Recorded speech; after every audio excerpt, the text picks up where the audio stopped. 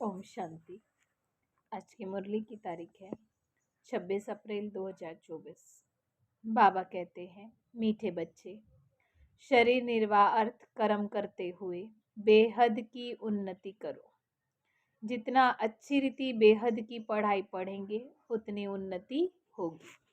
प्रश्न है आज का, तुम बच्चे जो बेहद की पढ़ाई पढ़ रहे हो, इसमें सबसे ऊंच डिफिकल्ट सब्जेक्ट कौन सी है? बाबा का उत्तर है, इस पढ़ाई में सबसे ऊंची सब्जेक्ट है भाई भाई की दृष्टि पक्की करना।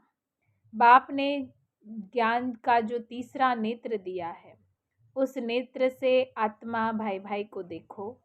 जरा भी आंखें धोखा ना दे, किसी भी देहधारी के नाम रूप में बुद्धि ना जाए, बुद्धि में जरा भी विकारी छीछी ख्यालात ना चले। ये है मेहनत। इस सब्जेक्ट में पास होने वाले ही विश्व का मालिक बन जाएंगे। ओम शांति। बेहद का बाप बैठ बेहद के बच्चों को समझाते हैं, हर एक बात एक हद की होती है और दूसरी होती है बेहद की।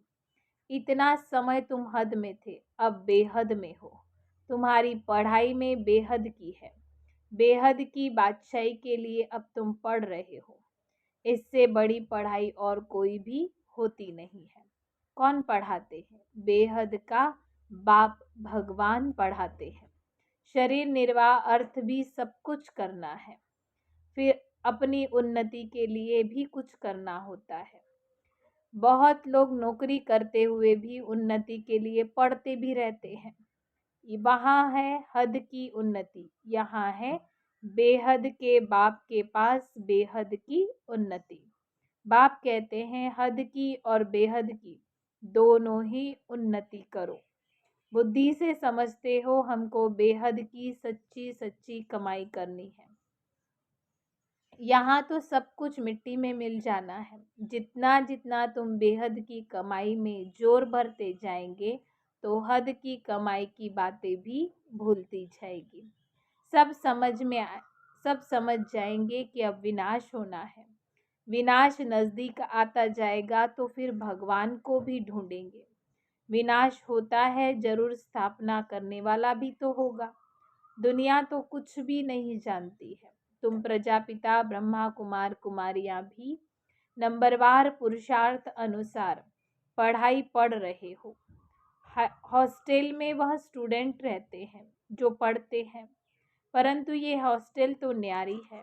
इस हॉस्टल में तो कई ऐसे भी रहते हैं जो शुरू से चले आए हैं, वो रह ही गए हैं, ऐसे ही आ गए हैं, वैरायटी आ गए हैं। ऐसे नहीं सब अच्छे ही आए हैं। छोटे छोटे बच्चे भी तुम ले आए थे। तुम बच्चों को भी संभालते थे, फिर उसमें कितने भी चले गए। बगीचे में फूल भी देखो, पक्षी भी देखो, कितने टिकलू टिकलू करते रहते हैं।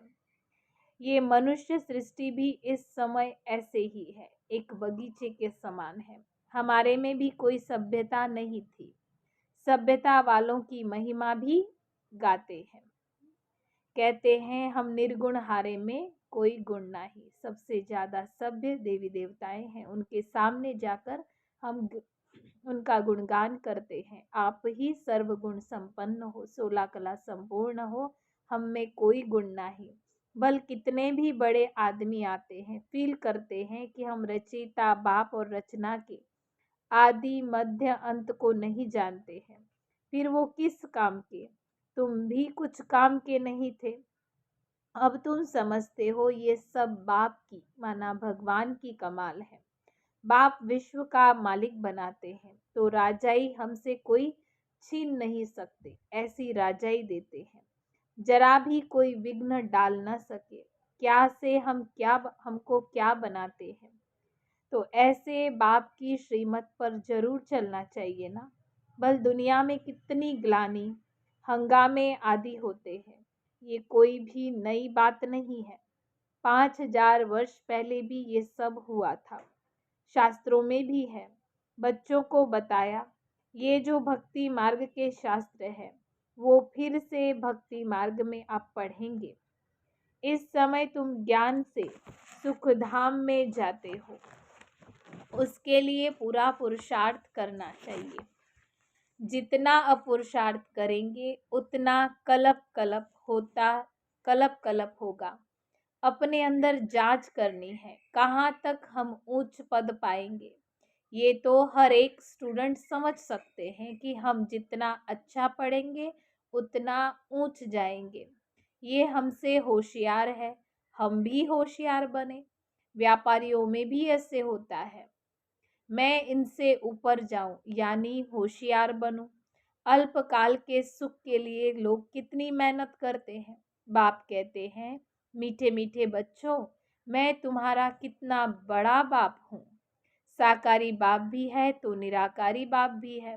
दोनों यहाँ इकट्ठे हैं। दोनों मिलकर के कहते हैं, मीठे बच्चे, अब तुम बेहद की पढ़ाई को समझ गए हो और तो कोई जानते ही नहीं है। पहली बात तो हमको पढ़ाने वाला कौन है? भगवान हमें क्या पढ़ाते हैं? राजयोग। तुम राज ऋषि हो, वो है हठ योगी। वे भी है ऋषि परंतु हद के ऋषि है।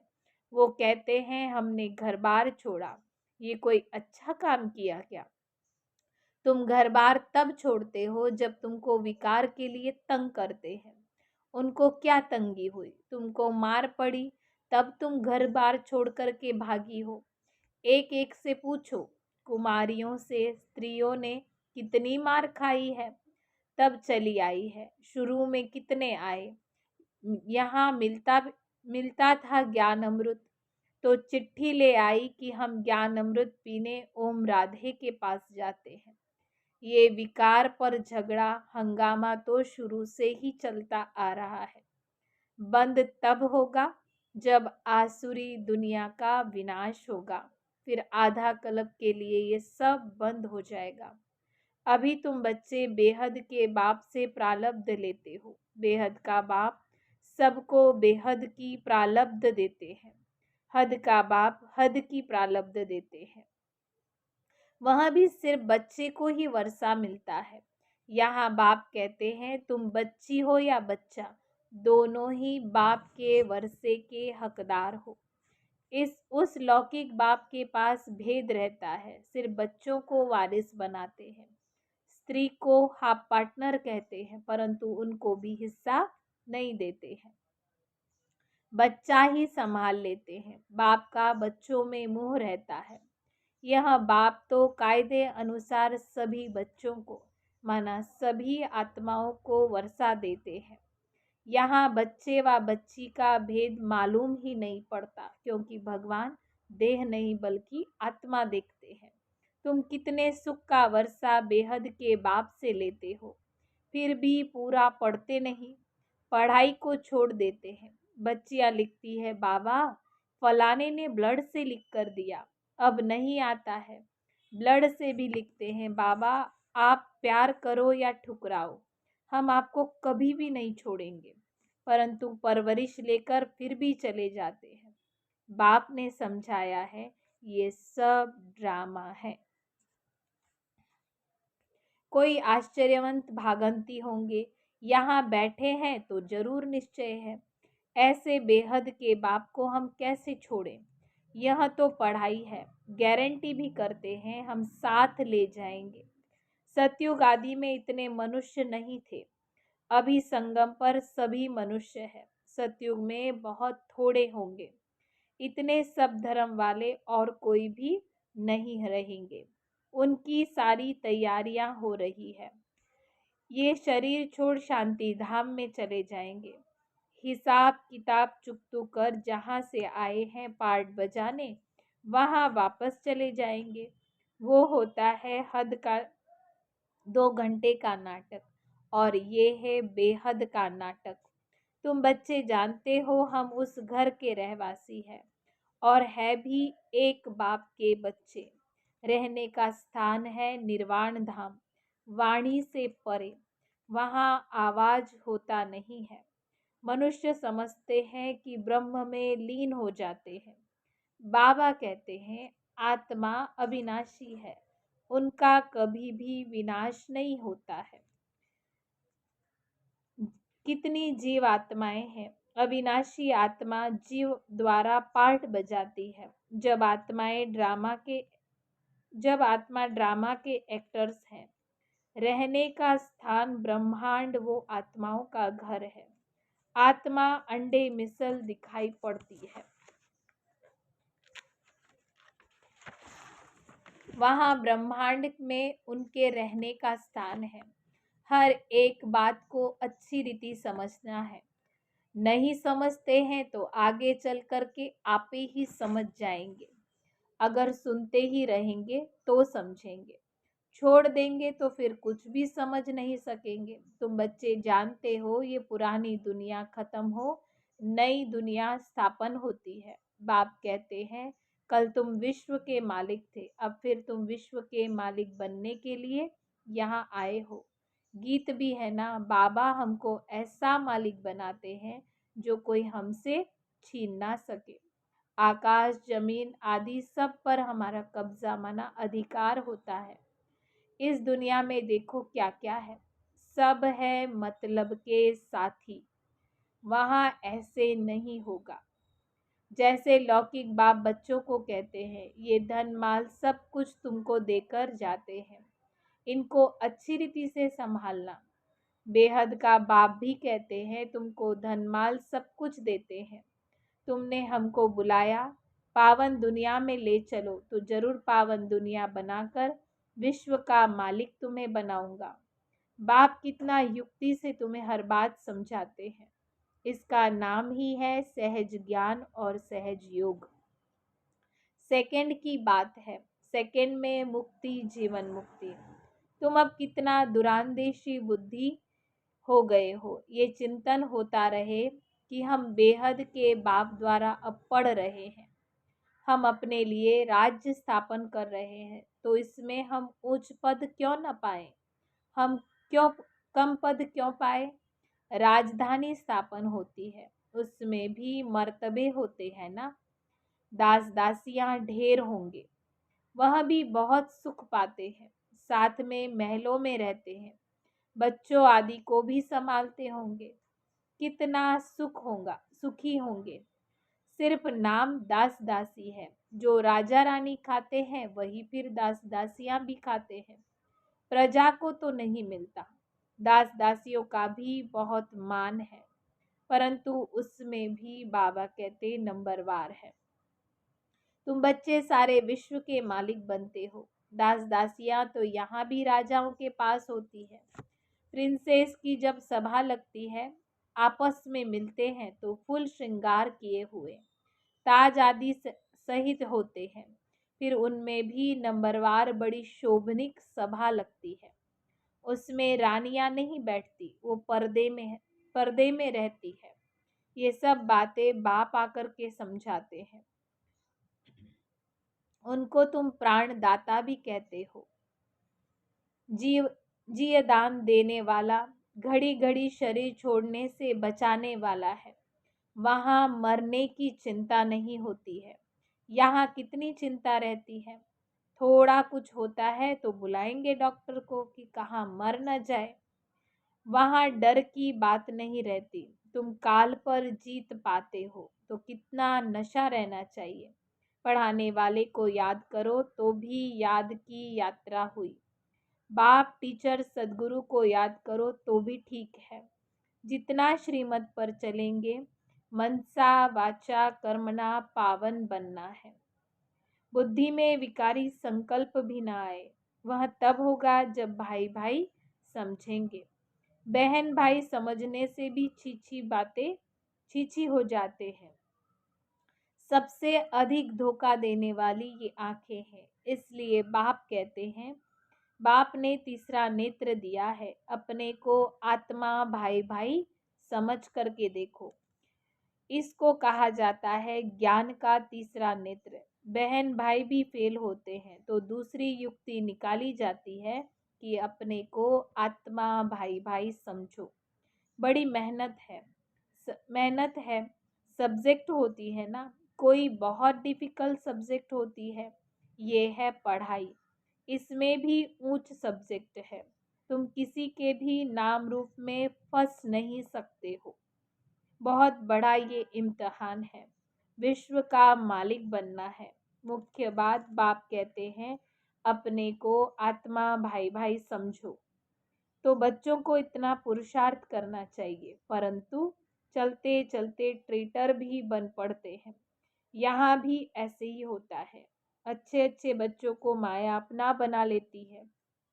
तब बाप कहते हैं मुझे फारकती भी दे देते हैं, डाइवोर्स भी देते हैं।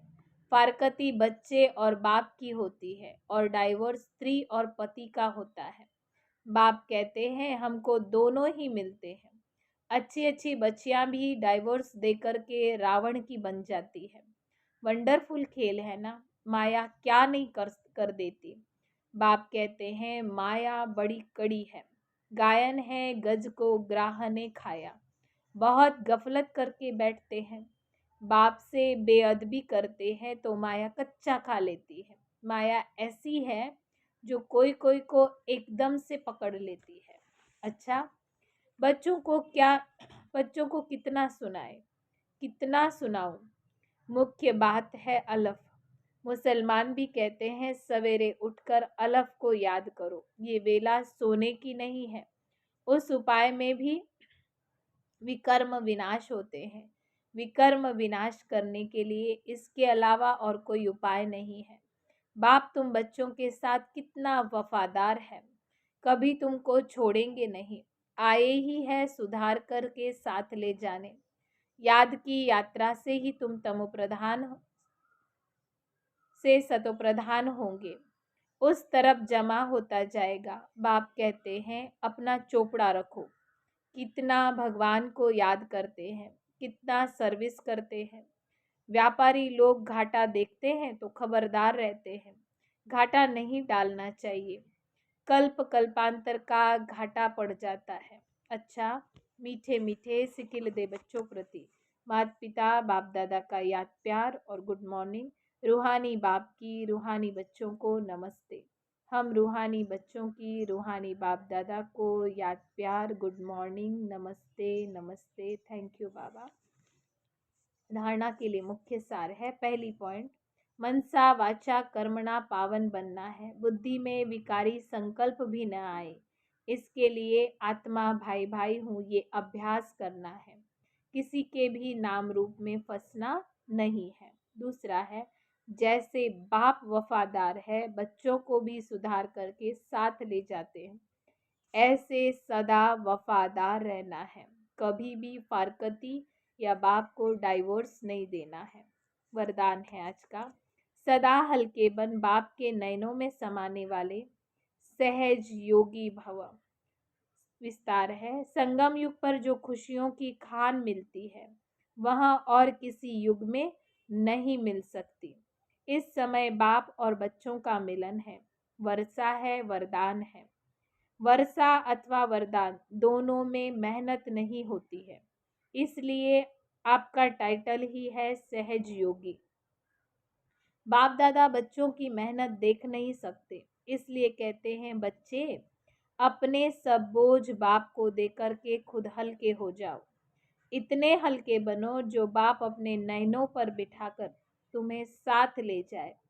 बाप से स्नेह की निशानी है सदा हल्के बन बाप की नजरों में समा जाना। आज का स्लोगन है, निगेटिव सोचने का रास्ता बंद कर दो तो सफलता स्वरूप बन जाएंगे। अच्छा, ओम शांति।